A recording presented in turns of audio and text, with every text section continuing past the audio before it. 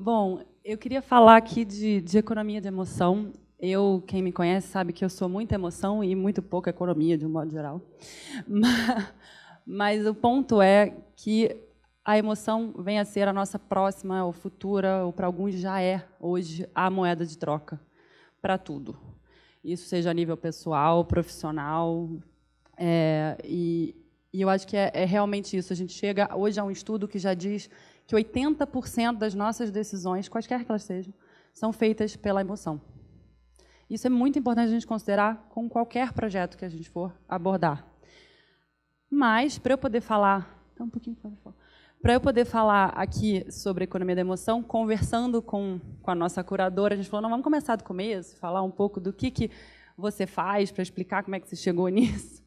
E, basicamente, há 6 anos atrás, eu fiz uma mudança quase radical e saí do mundo da moda, das imagens, da tendência, aquela que aparece na revista, que um pouco vulgarizou a palavra, e comecei a trabalhar com uma empresa de previsão de tendências, onde a gente lá busca entender quais são os desejos dos consumidores e não o que a gente quer vender para eles. O que eles querem, as pessoas, o que a gente deseja, todos nós aqui. Então, eu comecei a descobrir que isso existia e que todos nós somos capazes de fazer isso se a gente começar a ligar os pontos em volta da gente. Então, para ficar claro, a gente vai fazer um exercício de economia de emoção juntos, para vocês entenderem o processo um pouquinho melhor. É um processo que começa com uma curiosidade incessante. Eu sou curiosa daquelas que nunca saiu da fase do porquê. Porquê disso, porquê daquilo. Porquê, né? E é uma coisa que eu incentivo, instigo em todo mundo que eu conheço. A gente tem que ter essa curiosidade. Não de memorizar a Wikipedia, como apareceu ali, mas de tentar entender o porquê das coisas, as motivações mais profundas que a gente tem para fazer cada uma das nossas decisões. Então, a gente, onde eu trabalho, essa PCLR se chama, a gente desenvolveu essas 8 dinâmicas pela qual a gente filtra. Porque imaginem que a gente pesquisa o ano inteiro, o tempo inteiro, de tudo quanto é fonte. Então, aqui a gente vai ver coisas mais da cultura pop, digamos assim, mas é uma investigação que passa a vários níveis, porque a gente quer ter certeza que a gente sabe quais são os novos modelos, o que isso quer dizer em termos de identidade, o que o hedonismo ele quer dizer. A gente sabe que a gente só faz coisa por prazer hoje em dia, então a gente precisa entender como é que isso se manifesta. Saber a revolução colaborativa é uma dinâmica interessante, porque há 5 anos atrás era uma novidade, tendência, revolução colaborativa. Hoje, a gente sabe que para os jovens, os mais jovens, geração Z, aí, não é questão de ter uma empresa ou um trabalho sem essa colaboratividade, sem pensar no outro, sem pensar na comunidade. Isso já não é mais uma questão, já é um valor que se estabilizou, digamos. A nova ordem global, que seja quem são as novas influências estéticas ou economias, ou enfim, como é que o mundo está se comportando, né, nesse sentido. O nosso relacionamento com a natureza, mas também com a nossa própria natureza, porque a gente está finalmente chegando naquele momento que a gente entende que a gente não é nada sem a natureza. A natureza está de boa sem a gente, mas a gente depende dela. A busca pelo sentido, transcendência, eu vou falar espiritualidade para alguns aí.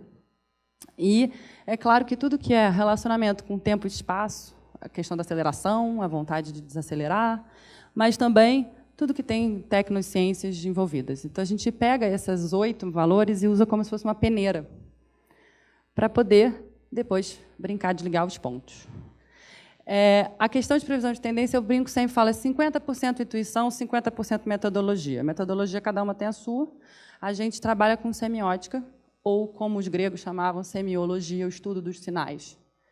O estudo dos sinais, que nada mais é que as nossas referências culturais. O que a gente está assistindo, lendo, ouvindo, o que está acontecendo em volta da gente, que representa cada uma dessas bolinhas, e a gente vai conectar para chegar a algum tipo de constato ou alguma tendência, digamos assim.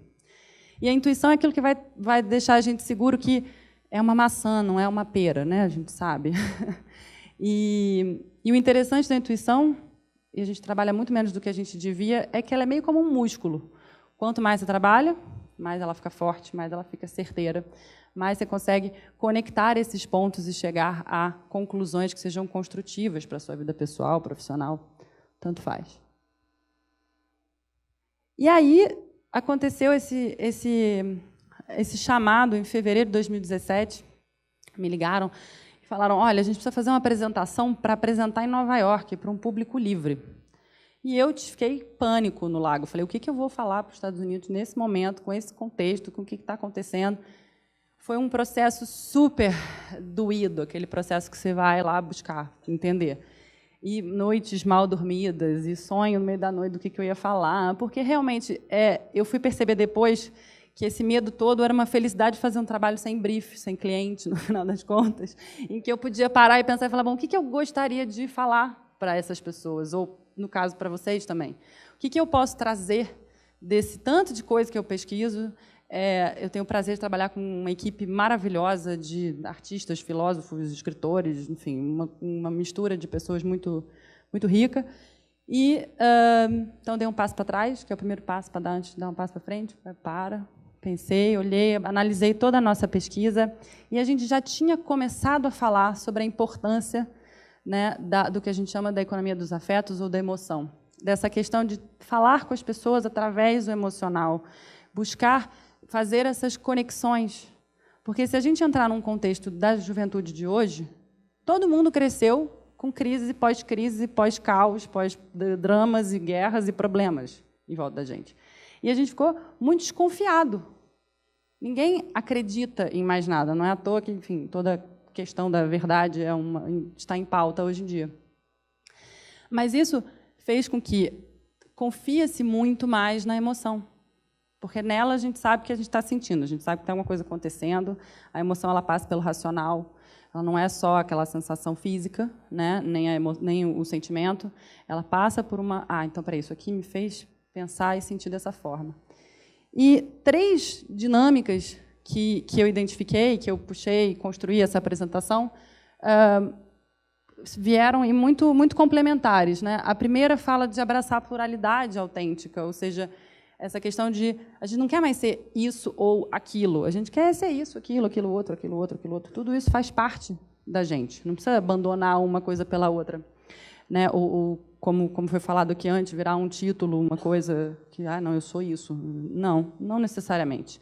E quanto mais a gente fala com os jovens, mais eles acreditam. Espontaneidade, eles querem falar de autoexpressão, eles querem se libertar, querem falar, é isso. Que vem dessa autenticidade, de algo que seja intrínseco. A segunda dinâmica, que é uma dinâmica do coletivo, e a gente vai dar um zoom nela até o final aqui, vamos falar mais dela. Para mim, é a mais urgente, realmente, a gente entender que todos nós somos capazes de se reconstruir depois de qualquer tipo de trauma, digamos assim, ou de qualquer dificuldade. Mas é sempre melhor em grupo, né? Então, a questão da resiliência vem, para mim, com um peso muito, muito, muito forte hoje em dia. E, por último, a questão da simbiose, que fala do planeta, que fala da ética, que fala da sustentabilidade, que fala do respeito pela natureza, de entender que essa nossa codependência nela, respeitá-la assim. Então, é uma dinâmica mais global. E essa foi um pouco a grande pesquisa que nasceu. Mas eu vou falar de uma coisa especificamente, que eu acho que é justamente esse, pelo menos, que me emociona mais de todos, que é essa necessidade de entender o mundo com mais empatia, de ser mais tolerante, de ser mais aberto, e de poder acreditar que a gente vai se reconstruir, justamente como a proposta aqui, né, do evento, que é como é que a gente vai construir diferente, já que assim não está rolando. Então, eu esqueci de falar que quem trabalha com previsão de tendência é otimista por natureza. Então, os pessimistas que me desculpem, porque se a gente não for otimista, a gente não encontra essa luz no fim do túnel, a gente fica um pouco, né, vesgo em relação a isso. E o legal da questão da semiótica é que você vai encontrando pequenas gotas de esperança ao caminho. Então, o primeiro aqui é o Tie Together, o hashtag Tie Together, foi uma ação que aconteceu durante a última Semana de Moda de Nova York, que a Business of Fashion, a plataforma de notícias e tal, resolveu distribuir essas bandanas brancas para as pessoas, que foi uma manifestação completamente silenciosa, ninguém falou sobre isso, não teve grandes, né? E ela foi usada na passarela, tanto quanto na plateia, para falar sobre a união dos laços que unem a gente. Então, muito além do que raça, nacionalidade, religião, gênero, enfim, qualquer outra coisa aí. Então, essa união feita muito forte. A Cry é uma revista que vai sair agora, em 2017, não deram uma data ainda. É uma revista francesa, e onde ela me interessa é que o Cry quer dizer Crossed Radical Youth, juventude mestiça e radical. Feita por jovens, ela mesmo se descreve como uma revista que quer falar de inspiração e de emoção. Porque a gente sabe já que a gente já está vivendo na geração mais mestiça que jamais houve. E a tendência é que isso vá aumentar. Que seja isso, raça, religião, qualquer outra coisa. Novas composições de família, tanto faz. Então, quando você enxerga uma revista feita por jovens, em que você fala, poxa, tem uma questão de abertura aí. As pessoas estão buscando, estão querendo integrar, estão querendo acolher, estão querendo abraçar o maior número de pessoas possíveis. Que, ao contrário, não tem, a gente já está percebendo que, né, nessa cultura de xenofobia que a gente vive hoje em dia, não está funcionando. E por isso que eu peguei um exemplo da Airbnb, que todo mundo conhece, que teve aquele boom, vamos fazer empático, abrir minha casa, você vai ficar aqui na minha casa, não sei o quê. Aí passaram-se os anos, virou um modelo de negócio super comum. E aí, hoje, naquele momento em que justamente essa cultura do contra, do não, da exclusão, digamos assim, aparece, a Airbnb fala assim, não, vamos fazer toda uma ação para falar como a gente aceita. A gente aceita o outro, qualquer que seja o rosto que ele tiver. Isso não é o ponto. O ponto é, vamos abrir as nossas casas, vamos abrir os nossos espaços e dividir os espaços. Então, a gente fala muito de tolerância. Eu tive uma palestra que eu dei mês passado, e aí a pessoa falou, mas tolerância é tão pesado, né? Porque eu tolero o outro. Eu falei, mas tolerar já é alguma coisa. Se a gente conseguir tolerar todo mundo, já é um passo muito bom, eu acho. Daí, depois aceitar, querer em casa e tal, é outra coisa. Mas vamos tentar, né? O primeiro passo é tolerar. Não gostou? Tudo bem, mas também não incomoda. E aí eu queria falar de Pharrell Williams, né? Adorado por muitas pessoas, conhecido pela sua excentricidade. Ele se une lá à Adidas para mais uma colaboração, e ele faz uma coleção que chama Hue, H-U. Ele quer, com isso, falar sobre a humanidade e o hue, que quer dizer cor também. E, com isso, ele defende o fato que todos nós deveremos jogar para o mesmo time. Afinal, independentemente da nossa cor ou do nosso rosto, ele traz essa ideia, play for the human race. Vamos todos tentar jogar na mesma direção? Torcer para o mesmo time juntos? Torcer para o sucesso de todos, que é assim que a gente vai avançando e vai para frente? E ele fez isso, coincidência ou não, numa reserva indígena norte-americana, ali onde rola aquele assunto do Dakota Pipeline, que eu nem vou entrar nele ainda, mas que traz uma outra bagagem além. Então, ele faz isso de uma maneira sutil, a gente não percebe muito bem, porque estão todos vestidos com a coleção dele, e, com isso, ele consegue contar. É um negro americano contando uma história com nativos americanos para o mundo sobre cores e humanidade. É de esperança isso, né? E justamente essa questão de identidade coletiva, da gente entender que somos todos uma coisa só e que a resiliência ela vai feita junto, todo mundo junto. Então, eu trouxe um último exemplo, eu trouxe um vídeo para ver se eu emociono vocês um pouco também, que, para mim, é o melhor exemplo de como que a empatia criativa e a economia emocional podem trazer novas ideias aí de comunicação, de inovação, de diálogo, digamos. Então, vou botar um minutinho aqui para vocês verem. I'm proud to be English. My family have served and we've defended this country and we've been to war for this country. Well, I am 100% Icelandic, yeah, definitely. About other countries and other nationalities in the world, are there any that you don't feel you get on with well, or you won't like particularly?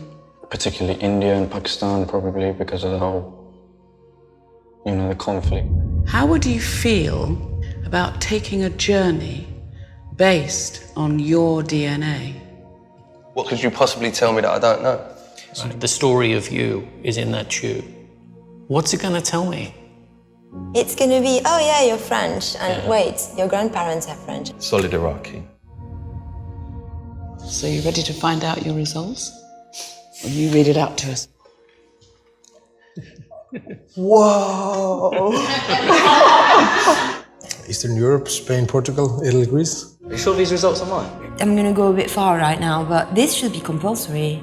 There would be no such thing as like extremism in the world if people knew their heritage like that. Like, who would be stupid enough to think of such thing as like a pure race? I'm Jay from everywhere by the reason of this. I'm a real man of the world. Wow, that's beautiful. Thank you. So would you like to travel to all of these places?